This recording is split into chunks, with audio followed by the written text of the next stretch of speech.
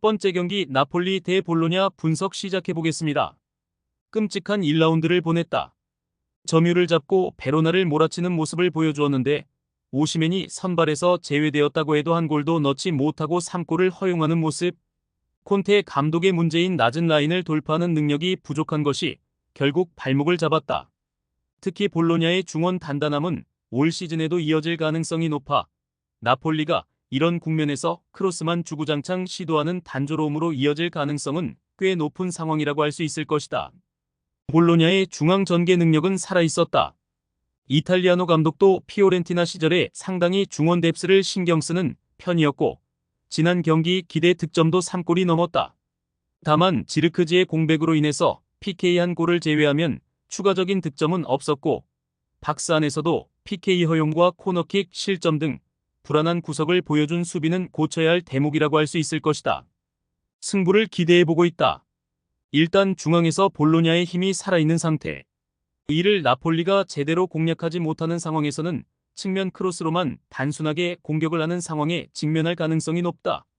물론 기대 득점과 중원에서의 전개 퀄리티에 비해서는 볼로냐가 득점력이 뚜렷하게 나오는 모습이 아니었다.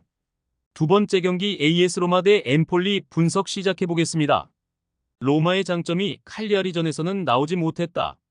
그래도 연고지가 섬인 칼리아리 원정에서는 압박에 필요한 에너지 레벨을 100% 보장하기 어려웠을 것이라는 짐작은 해볼 수 있을 듯.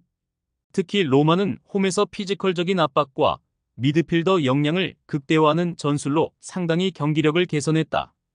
도부비크의 지난 경기 영향력은 좀 아쉽기는 했어도 홈에서의 흐름이나 지난 시즌 박스 안에서 슈팅 비중을 아주 높게 가져간 전력은 기대를 해보고 있다. 엠폴리가 보여주는 흐름은 아주 극단적인 수비가 될 것. 다만 GK의 박스 장악력과 선방에 팀의 수비를 대부분 의존하는 성향 때문에 상대에게 공격권을 내주게 되면 크게 당하는 경우도 상당히 많은 편이다. 특히 엠폴리가 지난 시즌 막판에 로마 상대로 이기면서 잔류에 성공하기는 했지만 강등노이드가 없던 시즌 중반에는 0-7로 대패를 기록하기도 했다. 로마의 승리도 기대를 해보고 있다. 일단 로마의 홈에서의 압박과 미드필더 활용 역량을 신뢰할 여지는 있을 것으로 보고 있다. 엠폴리 역시 중원을 내주고 수비를 해야 하는 상황에서의 조직력보다는 GK의 개인 기량에 기대고 있는 상황이 자주 연출되고 있는 흐름이다. 세 번째 경기 마르세유 대 랭스 분석 시작해보겠습니다.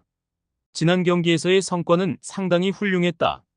까다로운 브레스트를 5-1로 잡았다는 것도 좋지만 상대가 극단적으로 전방에 힘을 주었음에도 전개에 아무런 문제가 없었다는 내용이 상당히 훌륭했다고 할 수 있을 것. 상대가 전방에 6명을 배치하는 것으로 승부를 던졌다.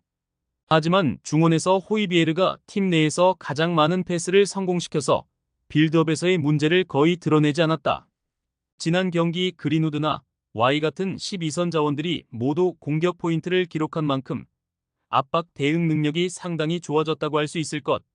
랭스가 중원에서 강하게 나와도 이를 이겨내는 모습을 기대해 볼 수 있다고 생각할 수 있다. 전체적으로 랭스는 상당히 중앙에서의 프레스에 강한 편이다. 특히 태클까지 서슴지 않고 거칠게 상대를 몰아붙이는 성향을 자주 보여주는 편. 다만 지난 경기 이 때문에 코네가 15분 만에 퇴장을 당하는 리스크로 작용하기도 했다. 그리고 랭스가 중원에서 공을 탈취를 하더라도 이를 골로 이어가는 스킬은 부족한 편. 이토가 상당히 리그 내에서 만들어주는 찬스는 많은 편이지만 NO9의 결정력이 문제. 대체적으로 랭스 선수들은 공격수들의 개인 기량이나 결정력에 의존하는 흐름을 자주 타는 편이었다. 마르세유 상대로도 5년째 다득점 매치는 없었다. 마르세유가 승리를 기록할 수 있을 것으로 보고 있다. 랭스가 가하는 강한 중원에서의 압박도 지난 경기에서 보여준 빌드업 역량을 생각하면 마르세유가 대응이 될 것으로 보고 있다. 사실 공격력이라는 부분에서 랭스가 상당히 기복이 심한 편이기도 하고 전체적으로 거친 플레이가 경기 결과에 미치는 영향도 고점과 저점 차이가 크다. 네 번째 경기 AT 마드리드 대 지로나 분석 시작해보겠습니다. 공격력은 상당히 괜찮았다. 쉐를로트가 데뷔전에서 득점을 기록하기도 했고 전체적으로 전방 보강을 착실히 한 보람은 꽤 느꼈던 판. 다만 문제는 수비에서 나왔는데 비첼과 오블락이 4인 미스로 인해서 실수를 발생시키는 모습도 있었다.